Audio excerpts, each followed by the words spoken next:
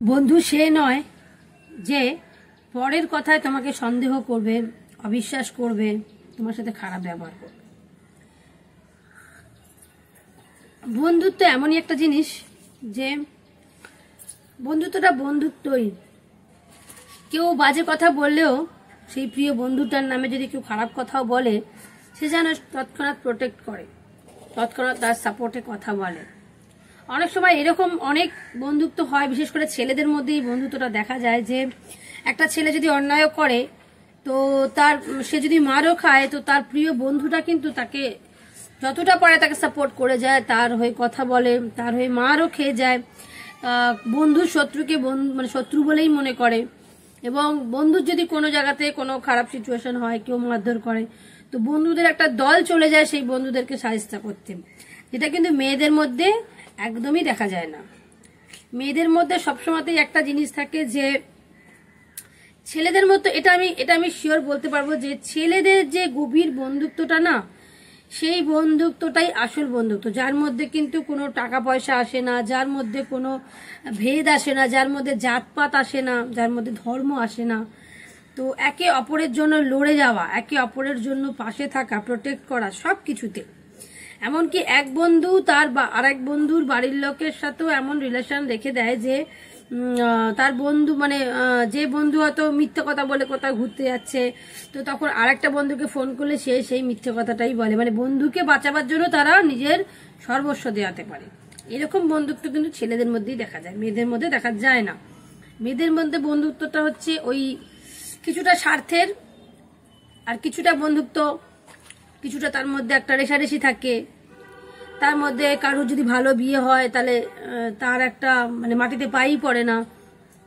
আবার যার খারাপ বিয়ে হয়, খারাপ ইন দ্য সেন্স আমি রিলেশনশিপে বলছি না, মানে ধরো একই গ্রুপের বন্ধু ধরো 5টা রয়েছে, তার মধ্যে দুজনের হয়তো খুব বড় লোক ছেলের সাথে বিয়ে হলো, তো তখন সেই দুজন মানুষ কি করবে, বাকি 3টে বন্ধুর সাথে সেরকম একটা কথা বলে না, সেরকম একটা তার অ্যাটিটিউডটাই পাল্টে যায় যে তার যেহেতু একটা বড় লোক ছেলের সাথে বিয়ে হয়েছে।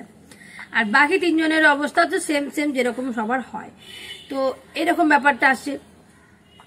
তারপরে কারুর যদি মানে কেউ যদি ভালো কাজ পেয়ে যায়, ঠিক আছে, তখন যে কাজ পায় না তখন তাকে দেখে একটুখানি মানে কি বলবো, হেও করা, অবহেলা করে। তো এইরকম জিনিসগুলো কিন্তু মেয়েদের মধ্যে থাকে। তো এরকম বন্ধুত্ব থাকার থেকে না থাকাই ভালো। তবে যে বন্ধুত্ব অচিরেই চিড় ধরে যাবে না, বিয়ের পরেও থাকবে। এবং মেয়েদের বেসিক্যালি বন্ধুত্বটা আরো থাকে না অনেক কারণে, সেটা হচ্ছে যে বিয়ে হয়ে যায়, বিয়ে হয়ে গেলে এক একজন এক একটা পাড়ায় চলে যাচ্ছে, কেউ হয়তো দেশই চেঞ্জ করে ফেলছে, তো সেখানে সেই বন্ধুত্বটা থাকে না। কিন্তু ছেলেদের ক্ষেত্রে তাও থাকার চান্স থাকে, কারণ ছেলেরা যদি চাকরি সূত্রে অন্য জায়গায় গেল, নইলে ছেলেদের যে বাড়ি সেটা তো ওইখানেই থাকছে, সেটা চলে যাচ্ছে না কোথাও। মেয়ে বিয়ে হয়ে চলে যায়, ছেলে তো ওখানেই থাকে, যদি না চাকরি সূত্রে যাওয়ার ব্যাপার থাকে। তো সেক্ষেত্রে বলবো যে মেয়েদেরকেও ছেলেদের থেকে বন্ধুত্বটা একটু শেখা উচিত। আমি তো মনে করি তাই, কেন আমি নিজে সেই রকম বন্ধুত্বই বিশ্বাস করি। আমি নিজে একটা মেয়ে হয়ে বলছি যে আমি সেরকম বন্ধুত্বই আমি নিজে করি এবং নিঃস্বার্থভাবেই লোকের সাথে মিশি। মানে বন্ধুত্বের মধ্যে স্বার্থ আসবে কেন? আমি আমার মতো খাচ্ছি পড়ছি, আমি আমার বাড়িতে আছি, তো আমি তার কাছ থেকে আমার কোনো এক্সপেকটেশন এমনিতেই নেই।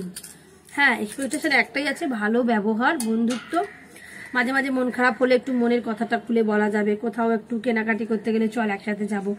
এই যে এটার মধ্যে কিন্তু কোনো স্বার্থ নেই, এটার মধ্যে শুধুই ভালোবাসা আছে, একে অপরকে ভালোবাসা বোঝা।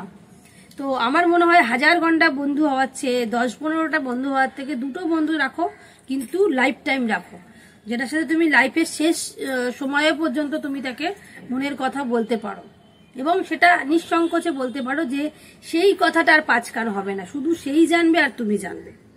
এরকম বন্ধুত্ব আমার মনে হয় আজকালকার দিনে খুবই রেয়ার। আর যাদের একটা দুটো আছে তাদের বলবো কপাল খুব ভালো। তো এরকমই বন্ধুত্ব হওয়া উচিত।